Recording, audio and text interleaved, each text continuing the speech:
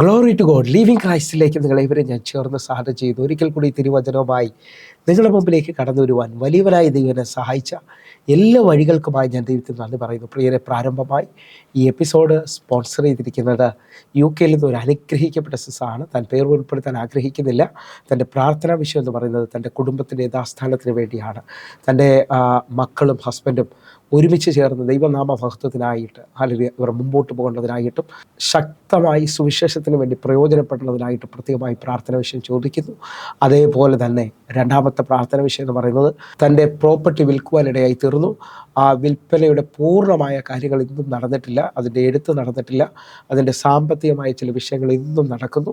കർത്താവ് തന്നെ അതിനകത്ത് അത്ഭുതകരമായി മുമ്പോട്ട് നടത്തുകയും തനിക്ക് അതിനകത്ത് ലഭിക്കാനുള്ള സാമ്പത്തികം ലഭിക്കുകയും ദൈവത്തിൻ്റെ നീതി ആ വസ്തു കച്ചവടത്തിനകത്ത് വെളിപ്പെട്ട് വരികയും ചെയ്തതിനായിട്ട് പ്രത്യേകമായി പ്രാർത്ഥന വിഷയം ചോദിക്കുന്നു. എൻ്റെ കൂടെ ചേർന്നുകൊണ്ട് നിങ്ങൾ എത്ര പേർ ഈ സഹോദരിക്ക് വേണ്ടി പ്രാർത്ഥിക്കും? ഇവർ ദൈവനാമ മഹത്വത്തിന് വേണ്ടിയാണ് ഈ എപ്പിസോഡ് സ്പോൺസർ ചെയ്തിരിക്കുന്നത്. ഞാൻ ഇങ്ങനെ തന്നെ വിശ്വസിക്കുന്നു, ഒരു വലിയ അത്ഭുതം, ഒരു വലിയ ദൈവപ്രവൃത്തി ഈ വിഷയത്തിനകത്ത് വെളിപ്പെട്ട് വരാൻ പോവുകയാണ്. എൻ്റെ കൂടെ വിശ്വസിക്കുകയും കണ്ണുകൾ അടയ്ക്കുകയും ചെയ്യണമെന്ന് ഓർപ്പിക്കുന്നു. ഞാൻ ആത്മാവിൽ ഇങ്ങനെ പറയുന്നു, യോബ് തൻ്റെ സ്നേഹിതന്മാർക്ക് വേണ്ടി പ്രാർത്ഥിച്ചപ്പോൾ യോബിൻ്റെ സ്ഥിതിക്ക് ദൈവം ഭേദം വരുത്തിയെങ്കിൽ നമുക്ക് ഒരുമിച്ച് വിശ്വസിക്കുകയും പ്രാർത്ഥിക്കുകയും ചെയ്യാം. വലിയൊരു അത്ഭുതം, വലിയൊരു ദൈവപ്രവൃത്തി നടക്കാൻ പോകുകയാണ്. കണ്ണുകൾ അടയ്ക്കാം. ഞങ്ങളെ സ്നേഹിക്കുന്ന ഞങ്ങളുടെ നല്ല ദൈവമേ, പൂർണ്ണ ഹൃദയത്തോടെ ഞങ്ങൾ ഒരുമിച്ച് ചേർന്ന് പ്രാർത്ഥിക്കുന്നപ്പ ദൈവത്തിൻ്റെ വലിയ മഹത്വം പ്രിയ സിസ്റ്ററിൻ്റെ കുടുംബത്തിൽ ഇറങ്ങേണ്ടതിനായി കർത്താവെ, ഒരു കുടുംബമായി ദൈവരാജ്യത്തിന് പ്രയോജനമുള്ളവരായി സുവിശേഷത്തിന് വേണ്ടി നിൽക്കാൻ ഇവരെ കുടുംബമായി ദൈവം ഉപയോഗിക്കണമേ അപ്പ. കർത്താവെ, പ്രാർത്ഥനയിൽ എല്ലാ നിലയിലും ഇവർ മുൻപന്തിയിലേക്ക് വരണമേ അപ്പ. ഇവരെ കുടുംബമായി ഞങ്ങൾ സമർപ്പിച്ച് പ്രാർത്ഥിക്കുന്നു. കർത്താവെ, എല്ലാ വിരോധങ്ങളും മാറിപ്പോകട്ടെ, എല്ലാ എതിർപ്പുകളും മാറട്ടെ, ഇന്നലകളുടെ അനുഭവങ്ങൾ മാറട്ടെ. കർത്താവെ, ഇവരുടെ നടുവിൽ ദൈവം ഇറങ്ങിയെന്ന് പറയുവാൻ തക്കവണ്ണം കർത്താവെ, ഇവരെ മാനിക്കേണ്ടതിനായി പ്രാർത്ഥിക്കുന്നു. ഈ സഹോദരിക്ക് വേണ്ടി ഞങ്ങൾ പ്രത്യേകമായി പ്രാർത്ഥിക്കുന്നു. ഞങ്ങളുടെ രാജ്യത്തിൻ്റെ മഹത്വമായി തീരട്ടെ കർത്താവെ. അതേ നിലയിൽ തന്നെ നാട്ടിലെ ആ പ്രോപ്പർട്ടിയുടെ കേസ് പൂർണ്ണമായി പരിഹരിക്കപ്പെടുകയും ആ വസ്തുവിൻ്റെ വിൽപ്പന പൂർണ്ണമായി തിരികെയും ചെയ്യേണ്ടതിനായിട്ട് അതിനകത്ത് ദൈവനീതി വെളിപ്പെടണം കർത്താവെ. അത്ഭുതകരമായി ഈ സഹോദരിക്ക് ഹല്ലേലൂയ ദൈവനീതി അയക്കണമേ അപ്പ. തൻ്റെ പ്രോപ്പർട്ടി വേഗത്തിൽ സെയിലാകേണ്ടതിനായിട്ടും അതിൻ്റെ എല്ലാ കാര്യങ്ങളും ക്രമീകരിക്കപ്പെടേണ്ടതിനായി പ്രാർത്ഥിക്കുകയാണ്. ഞങ്ങൾ ഒരുമിച്ച് പ്രാർത്ഥിക്കുന്നു കർത്താവെ. ഒരിക്കൽ കൂടെ പ്രിയ സിസ്റ്ററിനെ കുടുംബത്തെ ഏൽപ്പിക്കുന്നു. വലിയൊരു മറുപടി, വലിയൊരു ദൈവപ്രവൃത്തി വെളിപ്പെടുത്തണമേ അപ്പ. യേശുവിൻ നാമത്തിൽ ഞാൻ പ്രാർത്ഥിക്കുന്നു, കേൾക്കണം പിതാവേ. ആമേൻ, ആമേൻ, ആമേൻ. പ്രിയരെ, അനുഗ്രഹിക്കപ്പെട്ട ഒരു എപ്പിസോഡിലോട്ട് ഞാൻ നിങ്ങളെ ക്ഷണിക്കുന്നു. കടന്നു വന്നാട്ടെ. മായി ഞാൻ നന്ദി പറയുന്നു. എൻ്റെ കഴിവോ എൻ്റെ മിടുക്കോ അല്ല, കർത്താവിൻ്റെ കരമാണ് ഒരു പ്രാവശ്യം കൂടെ നിങ്ങളുടെ മുമ്പിലേക്ക് കടന്നു വരുവാൻ ദൈവം എന്നെ സഹായിച്ചത്. ആ നിലയിൽ തന്നെ ഞാൻ വിശ്വസിച്ചുകൊണ്ട് പറയാം, ദൈവത്തിൻ്റെ വചനത്തിന് മാറ്റമില്ലെങ്കിൽ വിശ്വസിക്കുന്ന ഏവർക്കും ഇന്ന് ഈ തിരുവചനം മാറ്റം കൊണ്ടുവരുമെന്ന് വിശ്വസിക്കുന്നു. അതേപോലെ തന്നെ പ്രത്യേകിച്ച് ഇന്നത്തെ ഈ സന്ദേശം കേൾക്കുമ്പോൾ കുടുംബമായി ശ്രദ്ധിക്കുന്നുണ്ടെങ്കിൽ വളരെ പ്രാർത്ഥനയോടെ നിങ്ങൾ ശ്രദ്ധിക്കണം. കാരണം നിങ്ങളുടെ ജീവിതത്തിനകത്ത് ദൈവം ചില വലിയ അത്ഭുതങ്ങൾ ഇന്ന് ഈ എപ്പിസോഡ് നടന്നുകൊണ്ടിരിക്കുമ്പോൾ തന്നെ ചെയ്യുമെന്ന് ഞാൻ വിശ്വസിക്കുന്നു. ദൈവത്തിൻ്റെ വലിയ പ്രവൃത്തി നാം കാണേണ്ടതിനായിട്ട് നാം ഏകാഗ്ര ഹൃദയത്തോടെ ഹല്ലേലൂയ ദൈവത്തിൻ്റെ മുമ്പാകെ ഇരിക്കണമെന്ന് ഓർപ്പിക്കുന്നു. പ്രിയരെ, പ്രാരംഭത്തിൽ തന്നെ ഒരു കാര്യം ഓർപ്പിക്കട്ടെ. ഹല്ലേലൂയ, നമ്മളൊരു ഡോക്ടറിനെ കാണാൻ പോകണമെങ്കിൽ അപ്പോയിൻമെൻ്റ് എടുത്ത് ആ ഡോക്ടറിൻ്റെ റൂമിലേക്ക് കയറുമ്പോഴേ നമ്മൾ അറ്റൻഷൻ ആകും. കാരണം അദ്ദേഹത്തിൻ്റെ ശ്രദ്ധ നാം പിടിച്ചു പറ്റേണ്ടത് ആവശ്യമാണ്. അതേപോലെ തന്നെ ഒരു മന്ത്രിയോ അല്ലെങ്കിൽ MLA യോ അല്ലെങ്കിൽ ആ നിലയിലിരിക്കുന്ന ഒരാളെ നമ്മൾ കാണണമെങ്കിൽ നമ്മൾ ആ റൂമിലേക്ക് ചെല്ലുന്നതിന് മുമ്പേ ഫോൺ സ്വിച്ച് ഓഫ് ചെയ്യാൻ ചാൻസ് ഉണ്ട്. ഇതേപോലെ നിങ്ങൾ ദൈവത്തിൻ്റെ മുമ്പിലാണ് ഇപ്പോൾ ആയിരിക്കുന്നതെന്ന് നിങ്ങൾക്ക് ഉറപ്പുണ്ടെങ്കിൽ നിങ്ങൾ പ്രാർത്ഥനയോടുകൂടെ ബാക്കി എല്ലാ വിഷയങ്ങളും ഒന്ന് മാറ്റിവെച്ചുകൊണ്ട് കർത്താവിന് നിങ്ങളുടെ വിഷയങ്ങളെ മാറ്റാൻ കഴിയുമെന്നും നിങ്ങളുടെ വിഷയത്തിനകത്ത് ഒരു അത്ഭുതം ചെയ്യാൻ കഴിയുമെന്നുള്ള ആ വലിയ ബോധ്യം നിങ്ങൾക്ക് വെളിപ്പെട്ട് വരേണ്ടത് ആവശ്യമാണ്. അതേ നിലയിൽ തന്നെ ഞാൻ നിന്നുകൊണ്ട് ആത്മാവിൽ വിളിച്ചു പറയുകയാണ്, നിങ്ങൾ സാഹചര്യത്തിനകത്ത് ഇരുന്ന് ഈ വചന സന്ദേശം നിങ്ങൾ കേൾക്കരുത്. ഹല്ലേലൂയ, അയ്യോ എൻ്റെ എല്ലാം അവസാനിച്ചു, എനിക്കിനി ഒരു വഴിയില്ല, ഈ ദൈവദാസൻ എന്താണ് ഈ പറയുന്നത്, ആ നിലയിൽ ഇരിക്കരുത്. രോഗത്തിലോ വേദനയിലോ പ്രയാസത്തിലോ ഇരുന്ന് ഈ മെസ്സേജ് കേൾക്കാതെ വിശ്വാസത്തിൽ എൻ്റെ കർത്താവ് എനിക്ക് വേണ്ടി ഒരു അത്ഭുതം ചെയ്യാൻ പോകുന്നു എന്ന് പറഞ്ഞുകൊണ്ട് ഈ വചന സന്ദേശം ശ്രദ്ധിക്കുന്നുണ്ടെങ്കിൽ ഞാൻ നിങ്ങളോട് വിളിച്ചു പറയാം, നിങ്ങൾ എത്ര നിരാശപ്പെട്ട് എത്ര വേദനിച്ചാണ് ഈ മെസ്സേജ് കേൾക്കുന്നെങ്കിലും ഇതിൻ്റെ നടുവിൽ വിശ്വസിക്കുന്നവർക്ക് വേണ്ടിയാണ് ഞാൻ ഈ പദം പറയുന്നത്. കർത്താവിൻ്റെ കരം നിങ്ങളെ ഒന്ന് തൊട്ടാൽ, ദൈവം നിങ്ങളെ ഒന്ന് സ്പർശിച്ചാൽ, ദൈവത്തിൻ്റെ ശബ്ദം നിങ്ങൾക്ക് വേണ്ടി വെളിപ്പെട്ടാൽ ദൈവത്തിന് നിൻ്റെ അവസ്ഥയെ മാറ്റിമറിക്കാൻ കഴിയും. ഞാൻ ഇങ്ങനെ തന്നെ ആരംഭത്തിൽ തന്നെ വിളിച്ചു പറയുന്നു, ഈ മെസ്സേജ് നടന്നുകൊണ്ടിരിക്കും കണ്ടുകൊണ്ടിരിക്കുമ്പോൾ കണ്ണുനീരിൽ ശ്രദ്ധിക്കുന്ന ചില കുടുംബങ്ങൾക്ക് വേണ്ടി വലിയ പ്രവൃത്തിയെ ദൈവം വെളിപ്പെടുത്താൻ പോകുന്നു. അറിയാം, തലമുറയുടെ വിഷയത്തിനകത്ത് ഭാരപ്പെട്ട് ഇനി ഒരു വഴിയില്ലെന്ന് പറഞ്ഞുകൊണ്ട് നിൽക്കുന്ന ചിലവർക്ക് വേണ്ടി അത്ഭുതമായ വഴി. ഹല്ലേലൂയ.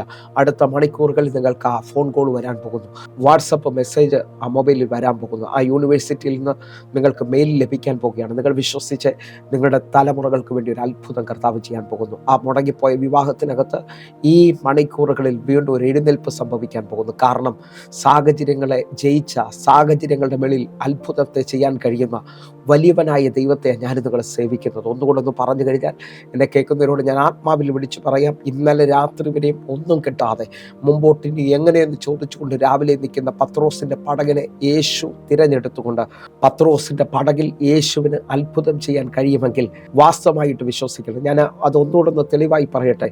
ഇന്നലെ രാത്രി മുഴുവൻ അധ്വാനിച്ചിട്ടും ആ കടലിൽ ഒന്നും ലഭിച്ചിട്ടില്ല. ആ പടക് ശൂന്യമാണ്, ആ വല ശൂന്യമാണ്. എന്നാൽ കർത്താവ് കയറിയ ആ സമയത്ത് നിങ്ങൾക്ക് എത്ര പേർക്ക് വിശ്വസിക്കാൻ പറ്റും? ആ പടക് നിറയുന്ന രീതിയിൽ, ആ വല നിറയുന്ന രീതിയിൽ എന്താണ് അവിടെ സംഭവിച്ചത്? ഞാൻ ആത്മാവിൽ ഇങ്ങനെ വിളിച്ചു പറയാം, എൻ്റെ കർത്താവിൻ്റെ ശബ്ദമാണ് അവിടെ വെളിപ്പെട്ടത്.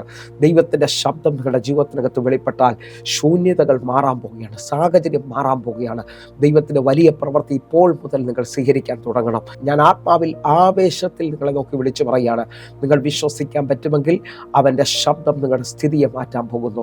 ഇങ്ങനെ തന്നെ ഞാൻ വിളിച്ചു പറയും. 147 സങ്കീർത്തനം അതിൻ്റെ 15 വാക്യം, അവൻ തൻ്റെ ആജ്ഞയെ ഭൂമിയിലേക്ക് അയക്കുന്നു, അവൻ്റെ വചനം അതിവേഗം ഓടുന്നു. വിശ്വസിക്കാൻ പറ്റുമെങ്കിൽ ഇന്ന് ഏത് പട്ടണത്തിൽ നിന്നാണോ ഈ വചന സന്ദേശം ശ്രദ്ധിക്കുന്നത്, നിങ്ങൾക്ക് വേണ്ടി അതിവേഗം ഓടുന്ന, അതിവേഗം ചലിക്കുന്ന ദൈവത്തിൻ്റെ വചനത്തിൻ്റെ ശക്തി ഇപ്പോൾ വെളിപ്പെട്ട് വരികയാണ്. ഒരു ദൈവപ്രവൃത്തിയെ നിങ്ങൾ വിശ്വസിച്ച് ദൈവത്തിൻ്റെ കരം നിങ്ങൾക്ക് വേണ്ടി വെളിപ്പെടുകയാണ്. പരിശുദ്ധാത്മാവെ, ഇന്ന് എന്നെ ശ്രദ്ധിക്കുന്ന, എന്നെ കാണുന്ന ചിലവർക്ക് വേണ്ടി, എന്നെ കാണുന്ന, എന്നെ കേൾക്കുന്നവർക്ക് വേണ്ടി മുഴു ഹൃദയത്തോടെ ഞാൻ ഒരു വാക്ക് പ്രാർത്ഥിക്കുകയാണ്. കർത്താവെ, ഇവരെ അവസ്ഥയ്ക്ക് മാറ്റം കൊണ്ടുവരണമേ. ഇവരുടെ ജീവിതത്തിനകത്ത് ഇന്ന് ഈ വചനം തൊടണമേ അപ്പ. കർത്താവിൻ്റെ കരം ഇവർക്ക് വേണ്ടി ചലിക്കണമേ അപ്പ. ആരെങ്കിലും എന്നെ കേൾക്കുന്നവർ അടുത്തത് എന്ത് ചെയ്യണം, എങ്ങനെയാണ് ഒരു സ്റ്റെപ്പ് വെക്കേണ്ടതെന്നൊക്കെ ഭാരപ്പെടുന്നവരുണ്ടെങ്കിൽ ഞാൻ നിങ്ങളോട് വിളിച്ചു പറയുകയാണ്, ദൈവത്തിൻ്റെ ആത്മാവിന് ചലിക്കുവാൻ കഴിയും. ദൈവത്തിൻ്റെ ആത്മാവ്, നിങ്ങളൊന്ന് ശ്രദ്ധിച്ച്, ഉൽപ്പത്തി പുസ്തകം 1-ാം അധ്യായം അതിൻ്റെ 1-ാമത്തെ വാക്യം പറയുന്നു, ആദിയിൽ ദൈവം ആകാശവും ഭൂമിയും സൃഷ്ടിച്ചു. നിങ്ങൾക്ക് മനസ്സിലാകുന്നുണ്ടോ? സകലതിനെയും സൃഷ്ടിതാവ് നമ്മുടെ ദൈവമാണ്. ആ ദൈവത്തെയാണ് ഞാനും നിങ്ങളും ആരാധിക്കുന്നത്. ഞാനും നിങ്ങളും ദൈവത്തെ ആരാധിക്കുമ്പോൾ ദൈവം ആരാധനയ്ക്ക് യോഗ്യനാണോ എന്ന് ചെക്ക് ചെയ്യണം.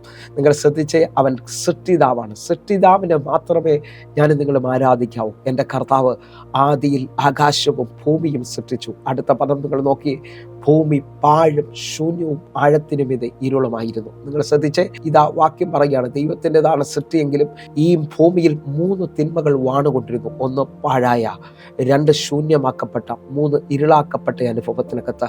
എന്നെ കേൾക്കുന്നവരെ, നിങ്ങളുടെ ജീവിതത്തിൽ ഇപ്പോൾ പാഴായ വർഷങ്ങളിലാണോ നിങ്ങൾ നിൽക്കുന്നത്? തലമുറയുടെ വിഷയത്തിനകത്ത് പാഴായി, വിദ്യാഭ്യാസം അടഞ്ഞുപോയി, അറിയാം, വിവാഹ ജീവിതം അടഞ്ഞുപോയി, അറിയാം, രോഗത്താൽ കിടക്കയിൽ കിടക്കുകയാണ്. ഇങ്ങനെയൊക്കെ വർഷങ്ങൾ പാഴായി എന്ന് പറയുന്ന ആരെങ്കിലും എന്നെ കേൾക്കുന്നുണ്ടെങ്കിൽ, ഈ വചന സന്ദേശം നടന്നുകൊണ്ടിരിക്കുമ്പോൾ തന്നെ നിങ്ങൾ പരിശുദ്ധാത്മാവിൽ നിങ്ങളെ തന്നെ ഏൽപ്പിക്കുമെങ്കിൽ നിങ്ങളുടെ ജീവിതത്തിനകത്ത് ഇതുവരെയും തുറക്കാത്തത് എന്തോ ഒന്ന് ചലിക്കാൻ പോവുകയാണ്. കാരണം പരിശുദ്ധാത്മാവ് ഒരാളുടെ മേളിൽ വെളിപ്പെട്ട് കഴിഞ്ഞാൽ അസാധാരണമായ മാറ്റം വരും കേട്ടോ. ഞാൻ ആത്മാവിൽ ഈ വിളിച്ചു പറയുന്നത് നിങ്ങൾ ശ്രദ്ധിക്കണേ. പരിശുദ്ധാത്മാവിനെ തീയോട് ഉപമിക്കുകയാണ്, ഹല്ലേലൂയ, കാറ്റിനോട് ഉപമിക്കുകയാണ്, അതേപോലെ തന്നെ വെള്ളത്തോട് ഉപമിക്കുന്നതായി കാണാൻ പറ്റും. നിങ്ങൾ വിശ്വസിച്ച്, കാറ്റ് ആ റൂമിനകത്ത് വെളിപ്പെട്ടാൽ ആ റൂമിനകത്ത് എന്താണോ സ്മെൽ ഉണ്ടാകുന്നത് അത് പരക്കുന്നത് കാണാൻ പറ്റും. അതേപോലെ വെള്ളത്തിനകത്ത് ഒരു പൂച്ചയോ ഒരു കോഴിയോ എന്തെങ്കിലും ഒന്ന് ചത്തു വീണാൽ ആ വെള്ളം മാലിന്യമായി അഴുക്കായി മാറുന്നത് കാണാൻ പറ്റും. പക്ഷേ നിങ്ങൾ ശ്രദ്ധിച്ചു നോക്കിയേ, അറിയാം, കാറ്റിനെ മലിനമാക്കാൻ പറ്റും, വെള്ളത്തെ മലിനമാക്കാൻ പറ്റും, പക്ഷേ തീയെ അങ്ങനൊന്നും മലിനമാക്കാൻ പറ്റത്തില്ല. തീയിൽ എന്തെങ്കിലും ചത്തത് വീണാൽ ആ തീ അതിനെ ദഹിപ്പിച്ച് കളയും. ഹല്ലേലൂയ. എന്തെങ്കിലും ഒരു സ്മെല്ല് വന്നാൽ അതിനെ ഇല്ലാതാക്കി കളയും. നിങ്ങൾ വിശ്വസിക്കുന്നവരാണെങ്കിൽ ഞാൻ ആത്മാവിൽ വിളിച്ചു പറയുന്നു, നിങ്ങളുടെ ജീവിതത്തിനകത്ത് തീയുടെ ഒരു വലിപ്പം ഇപ്പോൾ മുതൽ തുറക്കാൻ പോവുകയാണ്. തീയുടെ ശക്തി ഇപ്പോൾ മുതൽ തുറക്കാൻ പോവുകയാണ്. എൻ്റെ കൂടെ ചേർന്നുകൊണ്ട് മാളിക റൂമിൽ ഇറങ്ങി അതേ തീ നിങ്ങളുടെ കുടുംബത്തിൻ്റെ നടുവിൽ ഇറങ്ങി വരുന്നു. പരിശുദ്ധാത്മാവിൻ്റെ ശക്തി ഇപ്പോൾ നിങ്ങളുടെ മേളിൽ ആഴമായി ചലിക്കുകയാണ്. വിശ്വസിക്കുന്നവരുണ്ടെങ്കിൽ എൻ്റെ കൂടെ ചേർന്ന് ഒന്ന് പ്രാർത്ഥനയിൽ ആത്മാവിൽ നിറഞ്ഞുകൊണ്ട്, പരിശുദ്ധാത്മാവെ, എന്നെ കാണുന്ന ഓരോ ദൈവമക്കളുടെ മേളിലേക്കും ഇതാ പരിശുദ്ധാത്മാവിന്റെ പരിവർത്തനം സംഭവിക്കട്ടെ. ഇതാ 2-ാമത്തെ വാക്യം നിങ്ങൾ ശ്രദ്ധിച്ച്, ഭൂമി പാഴും ശൂന്യമായിരുന്നു, ആഴത്തിനും ഇത് ഇരുളായിരുന്നു, എന്നാൽ വെള്ളത്തിന് മേളിൽ പരിശുദ്ധാത്മാവ് പരിവർത്തിച്ചു. എന്നെ കേൾക്കുന്നവരെ, ഞാൻ ആത്മാവിൽ വിളിച്ചു പറയുന്നു, പരിശുദ്ധാത്മാവിൻ്റെ ഒരു പരിവർത്തനം ഇപ്പോൾ നിങ്ങൾ അനുഭവിക്കുന്നുണ്ടെങ്കിൽ, ദൈവം നിങ്ങളെ തൊടുന്നു എന്നുള്ള ഒരു അനുഭവം നിങ്ങളുടെ ജീവിതത്തിനകത്തുണ്ടെങ്കിൽ, നിങ്ങൾ ഈ സമയത്ത് പ്രതികരിച്ചു തുടങ്ങും കേട്ടോ. ആത്മാവിൻ്റെ ശക്തി നിങ്ങളുടെ മുന്നിൽ വരുന്നുണ്ടെങ്കിൽ ഏത് ലോക്കുകളും അഴിയും, കാരാഗ്രഹത്തിൻ്റെ വാതിലുകൾ ഇപ്പോൾ തുറന്നു പോകും. കാരണം പരിശുദ്ധാത്മാവിൻ്റെ ശക്തി ഇതാ നിനക്ക് വേണ്ടി വെളിപ്പെടുകയാണ്. ഞാൻ ഒന്നുകൂടെ ഒന്ന് പറയാം, യേശുവിൻ്റെ കല്ലറയുടെ മേളിൽ ഇതേ ശക്തി വെളിപ്പെട്ടപ്പോൾ അവനെ മരിച്ചവരുടെ ഇടയിൽ നിന്ന് ഈ ശക്തി ഉയർത്തെഴുന്നേൽപ്പിച്ചു എന്ന് കാണുകയാണ്.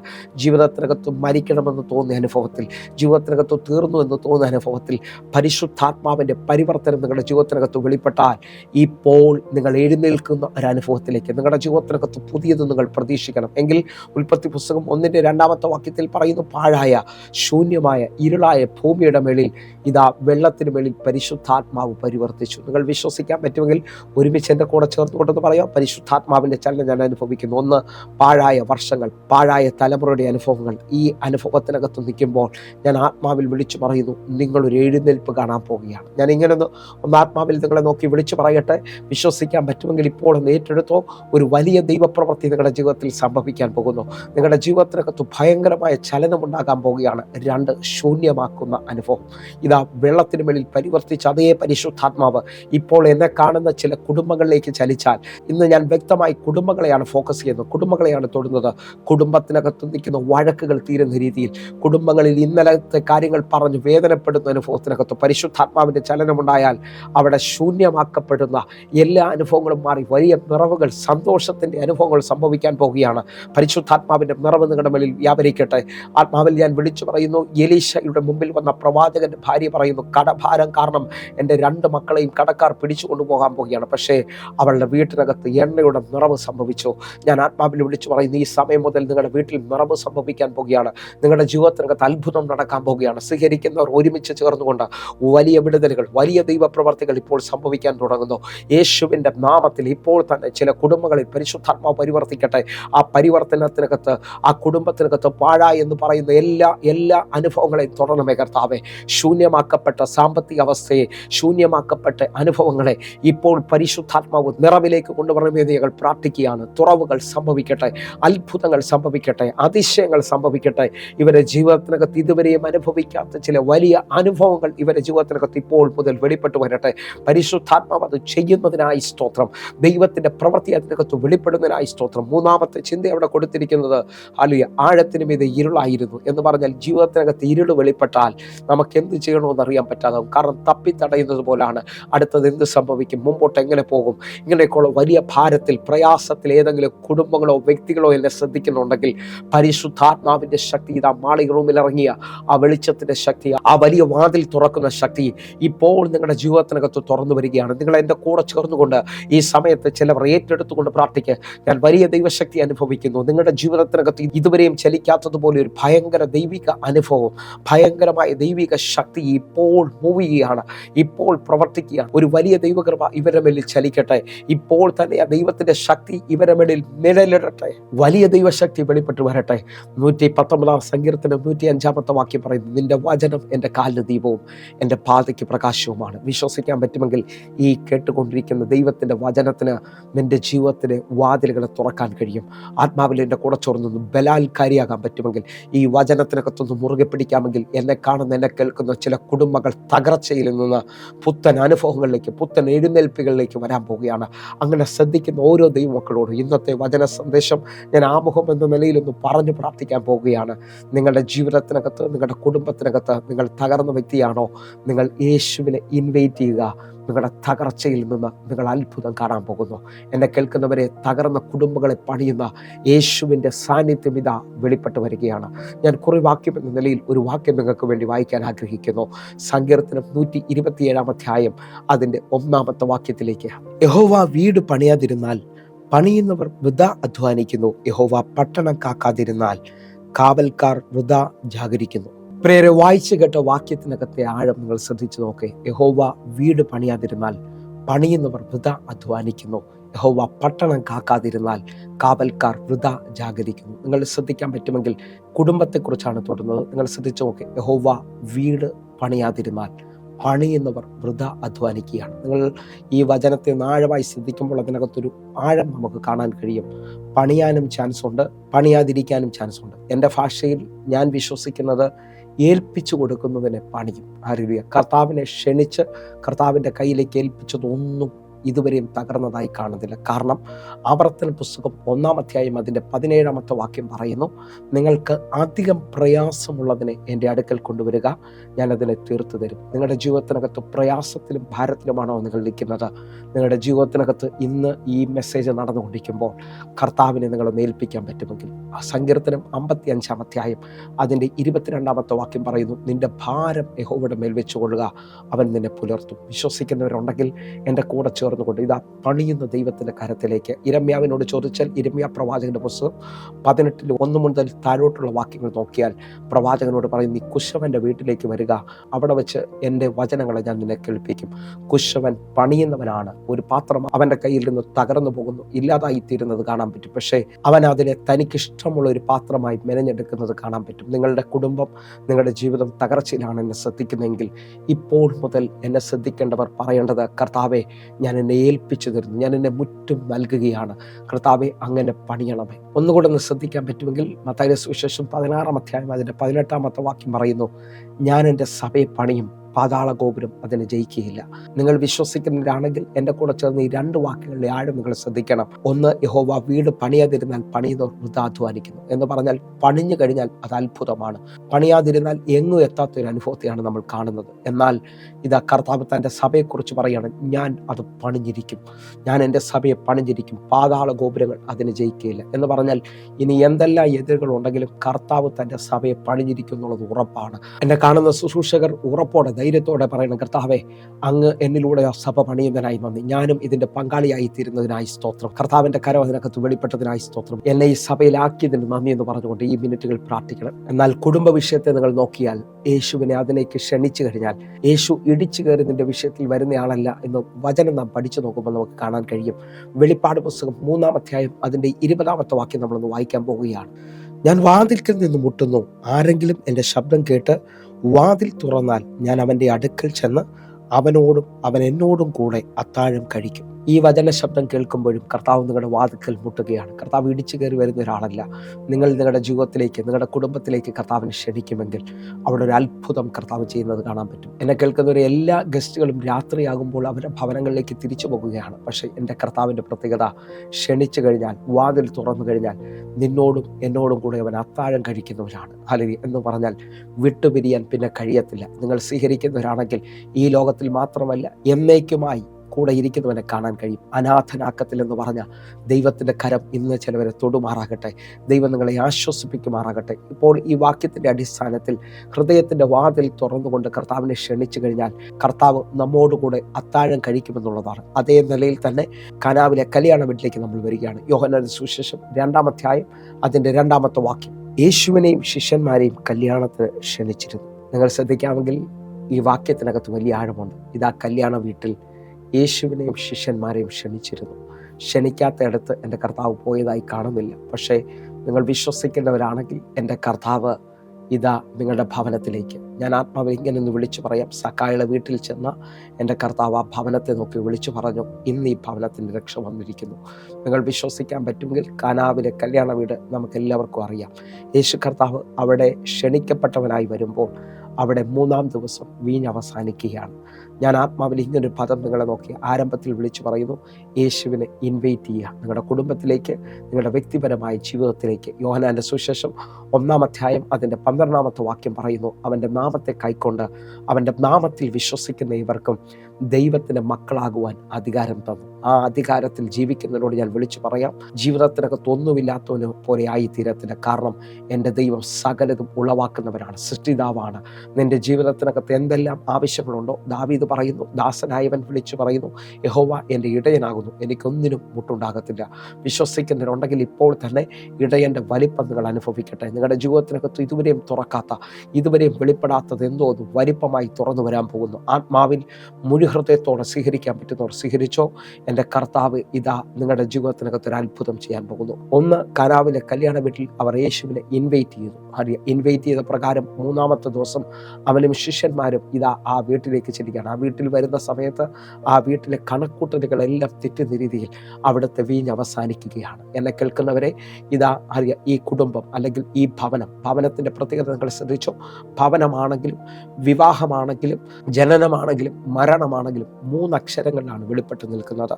ഒരു ഭവനത്തിനകത്ത് മാറിയാൽ എന്ന് പറഞ്ഞാൽ ഭർത്താവ് മാറിയാൽ, ഭാര്യ മാറിയാൽ ആ ഭവനത്തെ വനമായിട്ടാണ് കാണുന്നത്. കാരണം ആദ്യ അക്ഷരം സൈലൻ്റ് ആയാൽ അത് വനതുല്യമായി തീരും. എന്നെ കേൾക്കുന്നവരെ, ഞാൻ നിങ്ങളെ നോക്കി വിളിച്ചു പറയുന്നു, ഇന്ന് നിങ്ങളുടെ ഭവനം ഈ നിലയിലാണോ ആയിരിക്കുന്നത്? ഭവനത്തിൻ്റെ പ്രത്യേകത നിങ്ങൾ ശ്രദ്ധിച്ചു നോക്കിയേ. ഒന്നിന് ഒന്ന് കീഴ്പ്പെടുത്തും, ഒന്നിനെ ഒന്ന് ഇരയാക്കും, ഒന്നിനെ ഒന്ന് ആക്രമിക്കും. ഈ 3 കാര്യങ്ങൾ നിങ്ങൾ ശ്രദ്ധിച്ചു നോക്കിയേ. കീഴ്പ്പെടുത്തുന്ന നിലയിൽ, ഹല്ലേലൂയ; 2 ആക്രമിക്കുന്ന നിലയിൽ, 3 ഇരയാക്കുന്ന നിലയിൽ. ആ നിലയിലാണ് ഇന്ന് എന്നെ ഏതെങ്കിലും കുടുംബങ്ങൾ ശ്രദ്ധിക്കുന്നതെങ്കിൽ വാസ്തവത്തിൽ ഭവനം ദൈവമാക്കുന്ന കുടുംബത്തിൻ്റെ പ്രത്യേകത ഒന്നിനെ ഒന്ന് സമാധാനത്തിലേക്ക് കൊണ്ടുവരും, ഒന്നിൻ്റെ കണ്ണുനീര് ഒന്ന് തുടയ്ക്കും, ഒന്നിന് ഒന്ന് ആഹാരം കൊടുക്കും, ഒന്നിനെ ഒന്ന് പോറ്റിപ്പുലർത്തും. വലിയ സമാധാനം, വലിയ സന്തോഷം ആ കുടുംബത്തിനകത്ത് അല്ലെങ്കിൽ ആ ഭവനത്തിനകത്ത് വെളിപ്പെട്ട് വരും. നിങ്ങളുടെ ജീവിതത്തിനകത്ത് എന്നെ കേൾക്കുന്ന ആരെങ്കിലും നിങ്ങളുടെ ജീവിതത്തിനകത്ത്, നിങ്ങളുടെ കുടുംബത്തിനകത്ത് ദൈവമാണ് നിങ്ങളെ ആക്കി വെച്ചതെന്ന് നിങ്ങൾക്ക് ബോധ്യമുണ്ടോ? ഞാൻ ഒന്നുകൂടൊന്ന് പറയാം. കുടുംബം അല്ലെങ്കിൽ ഭവനത്തിൻ്റെ പ്രത്യേകത, ഈ ഭൂമിയിൽ ദൈവത്തിൻ്റെ വിളിയെ, ദൈവത്തിൻ്റെ ഇഷ്ടത്തെ തികയ്ക്കേണ്ടതിന് വേണ്ടിയാണ് 2 പേരെ ഒരുമിച്ചാക്കുന്നത്. ഹല്ലേലൂയ.